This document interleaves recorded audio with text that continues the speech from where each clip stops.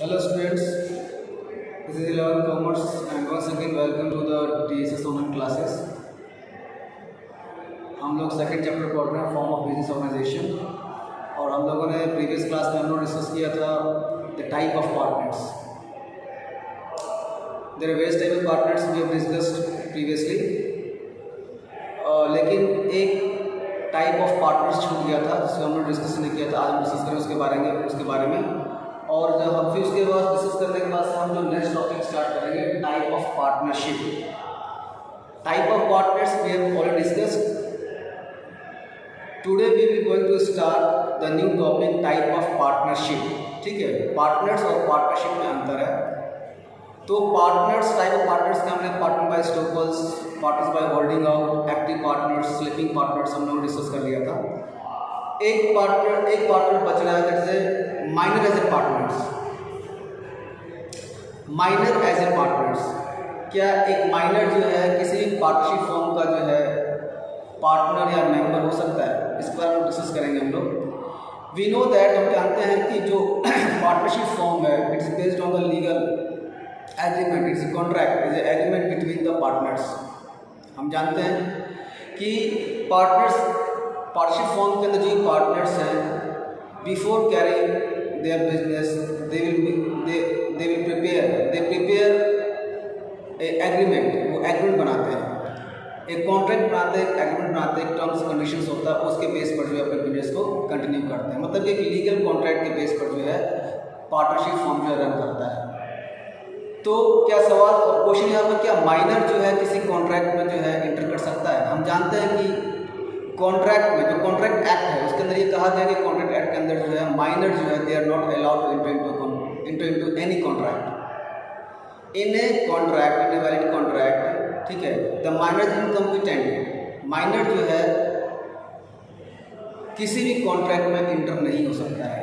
लेकिन क्या partnership form में जो है माइनर एज ए पार्टनर हो सकता है? ठीक है, उसको डिस्कस करेंगे हम लोग. देखिए, एक माइनर जो है किसी पार्टनरशिप फॉर्म में इंटर कर सकता है अगर जो पार्टनर्स हैं, जो मेजर पार्टनर्स हैं, सपोज कर लीजिए कि ए बी सी 3 पार्टनर्स हैं, they are a competent to enter into contract.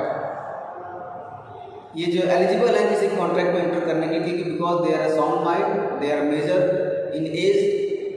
ठीक है, तो ये किसी भी कॉन्ट्रैक्ट में एंटर कर सकते हैं और इसीलिए इन्होंने जो है पार्टनरशिप फॉर्म को इन्होंने इस्टेब्लिश किया है. अब डी यहाँ पर जो है माइनर है, बिलो 18 ईयर ओल्ड है, तो क्या वो जो है इस पार्टनरशिप फॉर्म में एंटर कर सकता है? और हम जानते हैं कि किसी भी कॉन्ट्रैक्ट में जो है एक माइनर कभी भी इंटर नहीं कर सकता, कोई भी कॉन्ट्रैक्ट को साइन नहीं कर सकता है. But in the case of partnership form, अगर ये पार्टनर्स हैं वो एग्री करते हैं, म्यूचुअल कंसेंट है, आपस में सहमति है कि हाँ हम इस पर्सन को डी जो एक माइनर है इसको हम जो एडमिट कर सकते हैं, तो पार्टनरशिप फॉर्म के अंदर जो है with the mutual consent of the other partners a minor can be treated as a partners.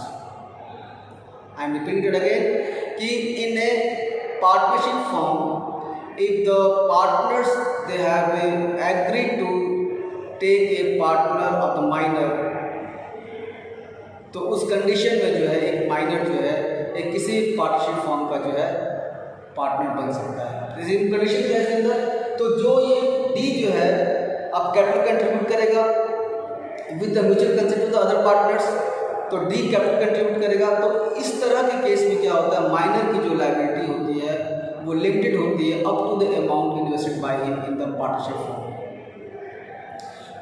Minor जो है बस केवल प्रॉफिट के लिए जो है वो पार्टनरशिप फॉर्म के अंदर जो एंटर करेगा, उससे नहीं पूछा जाएगा कि अगर फॉर्म को लॉस हो रहा है, अगर पार्टनरशिप फॉर्म को लॉस हो रहा है तो लॉस को रिकवर करने के लिए जो है ये पार्टनर जो है कभी भी डी से जो है नहीं पूछ सकते हैं कि आप लॉस को जो है जो भी लॉस हुआ फॉर्म का उसके अंदर आप जो है उसको रिकवर करें, चाहे अपने हिस्सेदारी से जो है अपना उस लॉस को रिकवर करें.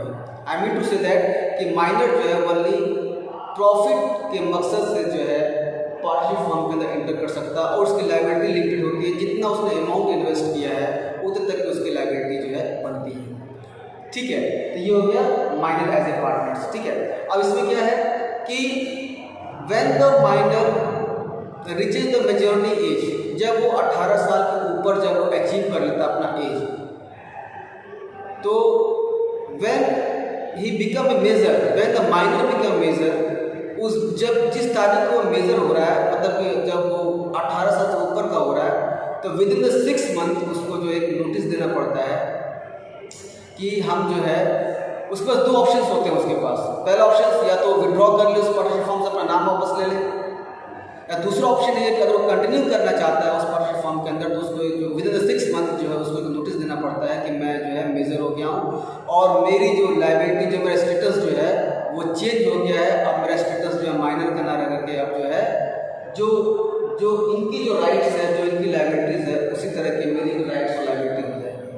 ठीक है, माइनर पार्टनर्स जो है कैपिटल कंट्रीब्यूट करता है, उसके पास कोई राइट नहीं होता है मैनेजमेंट के अंदर पार्टिसिपेट करने का।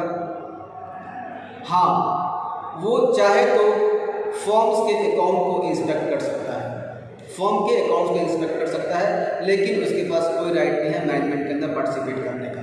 ठीक है, तो जब वो when he attain the majority age, when the minor attain the majority age, तो विद इन 6 मंथ इसको जो है पब्लिक नोटिस देना पड़ता है कि मैं जो है इस फॉर्म को कंटिन्यू करना चाहता हूँ या नहीं करना चाहता हूँ। अगर करना चाहता हूँ तो मेरी लायबिलिटी जो थी, जो लिमिटेड लायबिलिटी थी, वो लायबिलिटी अब अनलिमिटेड हो गई है, उसकी लायबिलिटी अनलिमिटेड मानी जाएगी और वो जो है कंपनी के अंदर जो है पार्टिसिपेट करने का, मैनेजमेंट के अंदर पार्टिसिपेट करने का उसको जो है राइट मिल जाएगा।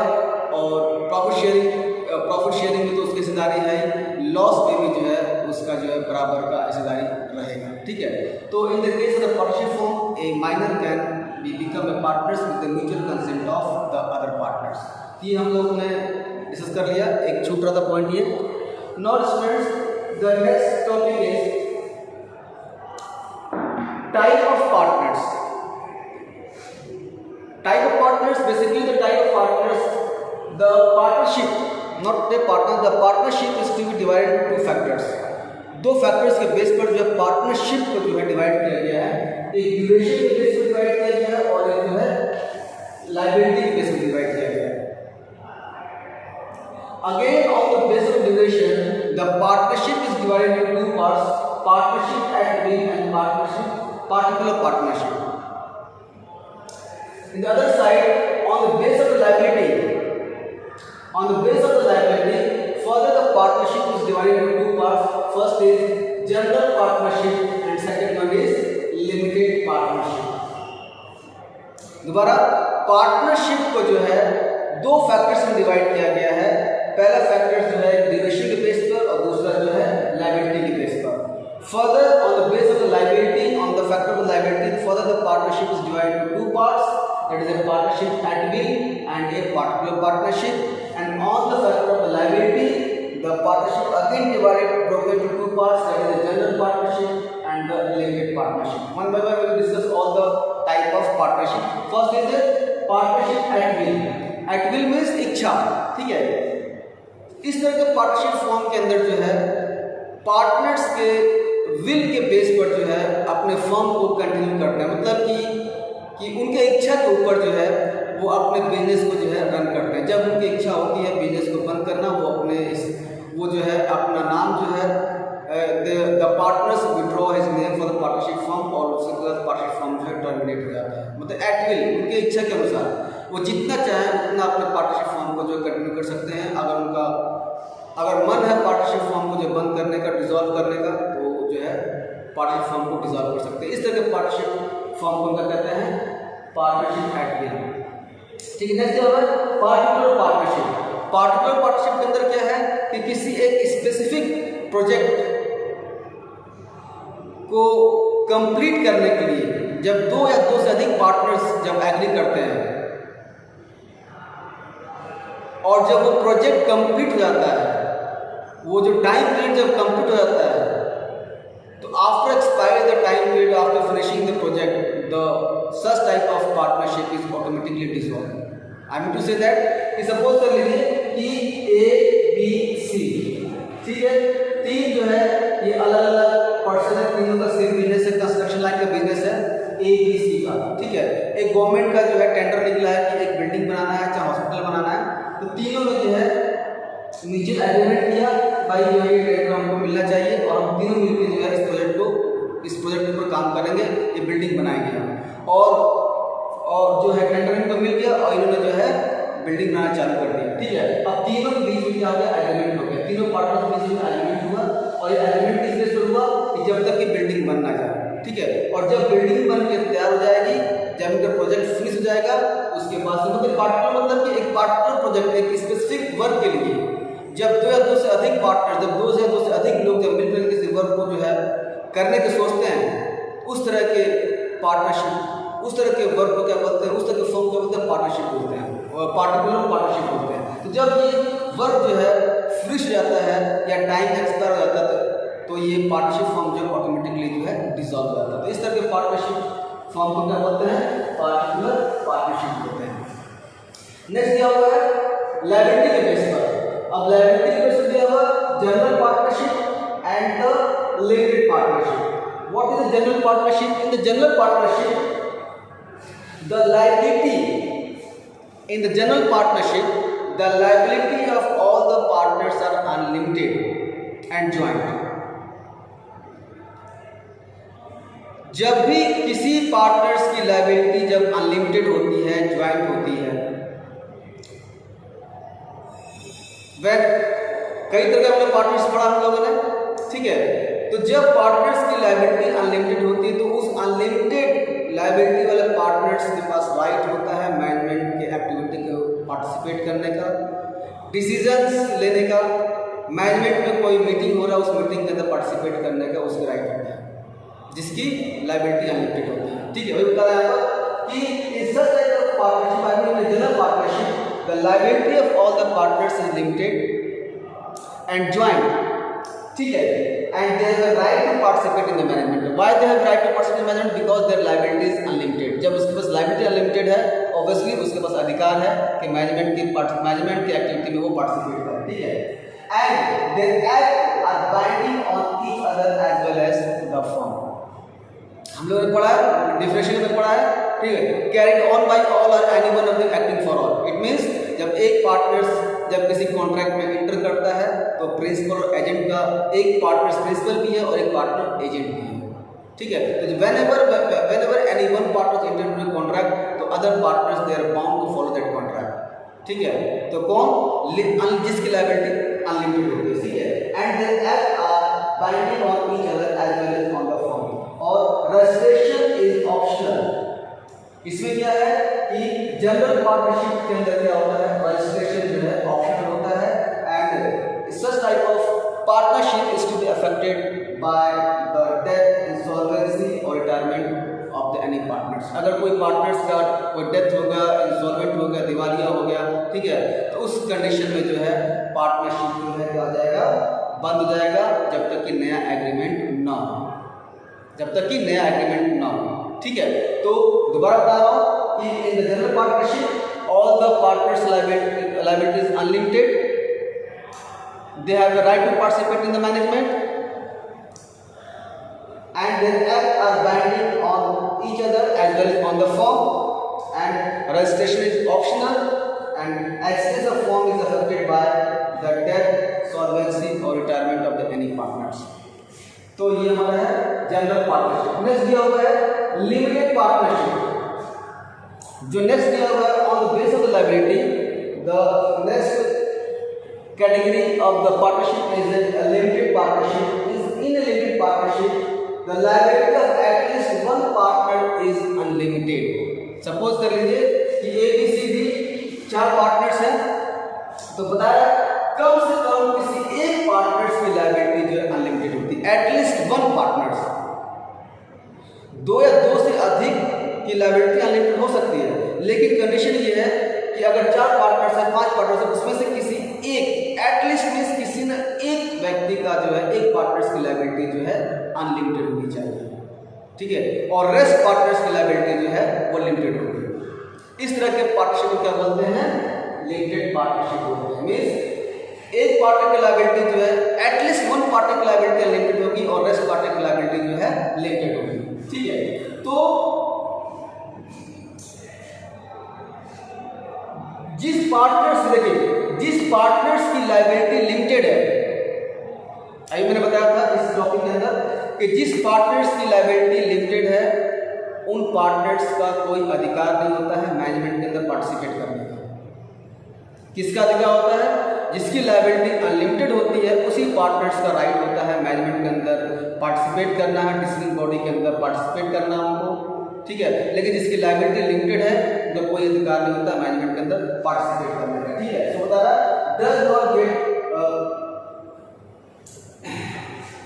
liability of at least one partner is unlimited and does not get terminated with the death, insolvency and retirement of any limited partners, ठीक है। नेक्स्ट ने मेन पॉइंट क्या दिया हुआ इसके अंदर कि अगर लिमिटेड पार्टनर्स, मान लीजिए कि 4 पार्टनर्स ABCD, दी की लायबिलिटी जो है अनलिमिटेड है, ठीक है। तो जो रेस्ट पार्टनर जिनकी लायबिलिटी लिमिटेड है, अगर इनमें से किसी का भी डेथ हो जा रहा है या कोई इंसॉल्वेंट हो गया या कोई रिटायरमेंट हो गया तो आपका पार्टनरशिप फॉर्म जो है डिसॉल्व नहीं होगा, वो कंटिन्यू रहेगा। वो पार्टनरशिप फॉर्म जो है डिसॉल्व नहीं होगा, वो कंटिन्यू रहेगा। हम लोगों ने जनरल पार्टनरशिप में हम लोगों ने पढ़ा था अगर किसी पार्टनर्स का डेथ हो जा रहा है, रिटायरमेंट हो जा रहा है तो पार्टनरशिप फॉर्म जो वहीं पे डिसॉल्व हो जाएगा जब तक कि नया पार्टनरशिप बन ना जाए।